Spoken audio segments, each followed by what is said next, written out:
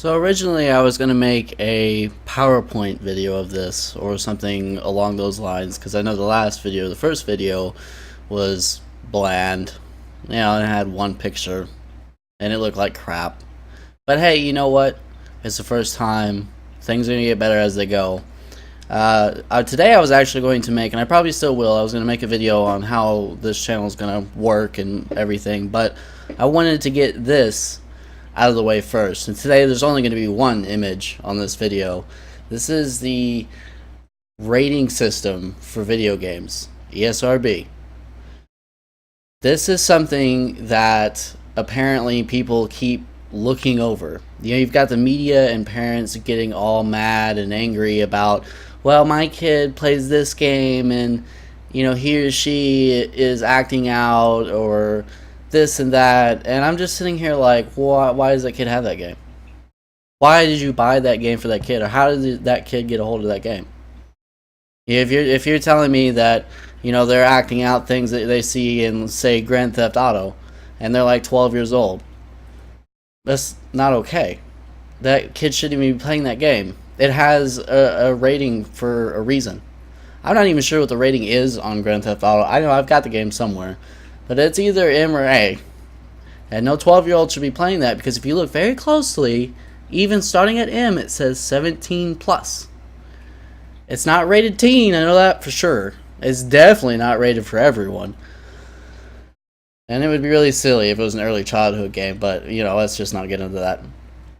And, you know, it's just, you know, games like that, Call of Duty, Battlefield, you know, those are all rated high. You know, you don't want your little kid playing that game. Pay attention to what the rating says on the back of the case.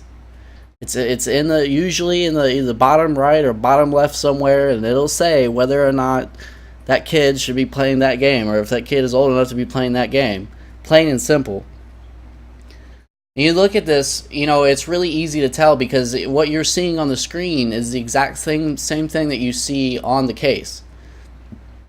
If it says it's rated for everyone or everyone 10 plus, then everybody can play that, or everybody that's 10 and up can play that. That's simple enough, right? Teen, you know, from 11 to, or I guess really you can go from 10 if you want to, you know, continue the other one, 10 to, I guess really be 11. Anyways, 11 to 16, that's teen. And we do the math, the next one is 17. You know, mature. That's usually where the Grand Theft Auto is. At least I think Grand Theft Auto is mature. And then adults only, you know what, I've never actually seen, I know of like one game that's an adult only game, mainstream game. And then ratings pending just means they don't have a rating on it yet.